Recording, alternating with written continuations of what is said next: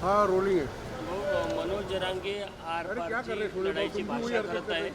जर आम्हाला आरक्षण मिळालं नाही तर सरकार उलथून टाकू, अशा प्रकारची त्यांची भाषा आहे. मला असं वाटतं की कॉक्रोच जनता पार्टीचं दिल्लीचं आंदोलन पाहून मनोज जरांगेजींना थोडंसं उरूक आलेलं आहे. एक या प्रकारची मागणी आणि कुठेतरी सरकारला आणि राज्याला वेठीस धरण्याचा हा जो मनोज जरांगेची भाषा आहे ही चुकीची आहे.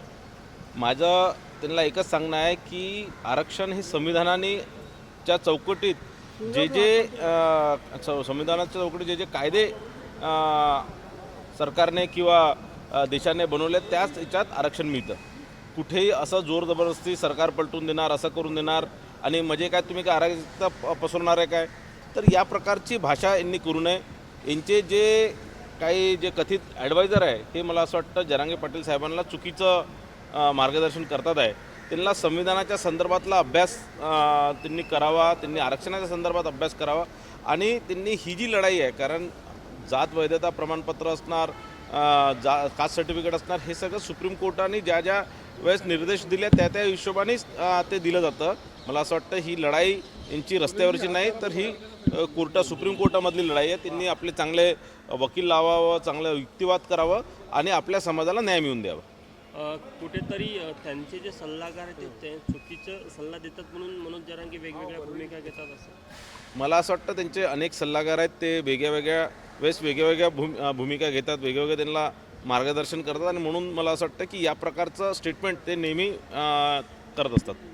नोंदी ज्या सापडलेल्या आहे तर एकंदरीतच आतापर्यंत 58 लाख ज्या नोंदी सापडल्या आहे. मराठवाड्यात 50,000पेक्षा जास्त नोंदी सापडलेल्या नाही आणि भाऊसाहेब पंजाबराव देशमुख यांनी जे सुरू केलं होतं ओबीसी प्रमाणपत्र घेणं आव्हान केलं होतं, तेव्हापासूनच या सगळ्या गेल्या 37 वर्षाला नोंदी आहे असं बबनराव तायवाडेंचं म्हणणं आहे. काय फरक पडला नाही आणि ओबीसीचं आरक्षण धोक्यात नाही याबद्दल काय म्हणतात? नाही, ओबीसीचं आरक्षण कुठेही धोक्यात नाही. कायद्याच्या आणि संविधानाच्या चौकटीत राहूनच आरक्षण दिलं जाणार. कोणत्याही जातीला, कोणत्याही असं जातीला कोणत्या आंदोलनामुळे किंवा काही याच्यामुळे काही त्या यादीमध्ये समाविष्ट करता येत नाही. जरांगे पाटलांना ज्या प्रकारे 58 लाख नोंदणी झाल्या असं सांगतात ते 58 लाख ज्यात आम्ही आहे, म्हणजे ज्यात आधीपासून आम्हाला जे आमच्या पूर्वजांना, आम्हाला आमच्या पुढच्या पिढीला ज्या ओबीसीचं सर्टिफिकेट मिळतं त्या प्रकारचे ते 58 लाख सर्टिफिकेट देण्यात आलेले आहे. पण जे खरे ओबीसी आहे, खरे कुणबी आहे, त्यांनाही जो मराठवाड्यातही त्यांना सर्टिफिकेट देण्यात आलेलं आहे. भाऊ, गडचिरोलीतील सर्पदंशातली जी मुलगी आहे तिच्या आईवडिलांनी आरोप केला आहे की गडचिरोलीमध्ये चांगले उपचार मिळत नाही, त्यामुळे नागपूरला शिफ्ट करावं लागतं. निश्चितच त्यांच्या यांचे जर मुलांचे जर पाल्यांना जर असं वाटत असणार की त्यांचा उपचार नागपूरला झाला पाहिजे तर निश्चितच नागपूरला झाले पाहिजे. गडचिरोलीपेक्षा जास्त सुविधा किंवा स्वास्थ्य व्यवस्था नागपुरात आहे, तर नागपुरात झाल्याला काही हरकत नाही. महिला आरक्षणासंदर्भात आता कुठेतरी 50%च्या आत सगळं जे मर्यादा जे आहे सरपंच पदासाठी आरक्षण काढण्यात आलं आहे.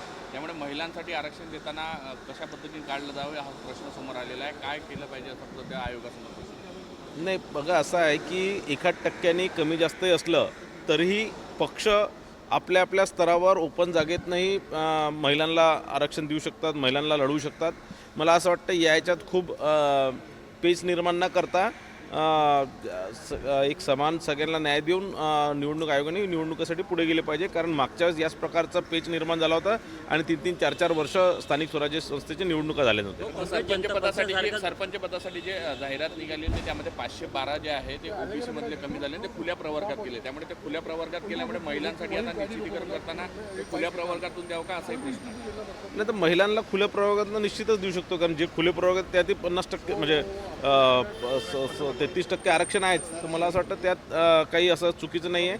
ते खुल्या प्रवर्गामधूनही महिलांना तितकंच आरक्षण मिळणार आहे. कॉंग्रेस जनता पक्षानंतर आता पंतप्रधानांच्या भाषणानंतर नक्षलबुद्धी पक्ष देखील उद्या झाला. नाही, तर या प्रकारचे जे अराजकता पसरवणारे, विदेशी फंडिंग घेऊन काम करणारे, आपल्या देशाची कुठेतरी जगभरात नाव खराब करणारे, कुठेतरी आपल्या देश कमकुवत झाला पाहिजे असं इच्छा बाळगणारे, हे असे सगळे नक्षलजीवी जे लोक असतात ते मला वाटतं ते नवीन या प्रकारचं काही ना काही करत असतील. त्यात काही फरक पडत नाही. कॉन्ट्रॅक्टर आंदोलनाला बसले आहे, तुम्ही सुद्धा यापूर्वी प्रश्न उपस्थित केला आहे कॉन्ट्रॅक्टरांना. निश्चितच अनेक कॉन्ट्रॅक्टरांचे भरपूर पैसे शासनाकडे प्रलंबित आहे. त्यांनी काम केले त्याचेही पैसे प्रलंबित आहे. मला असं वाटतं की वर्षभरात हे याच्यामध्ये काहीतरी तोडगा निघून त्यांना थोडे थोडे करून वर्ष दीड वर्षात पूर्ण पैसे त्यांना देण्यात येणार.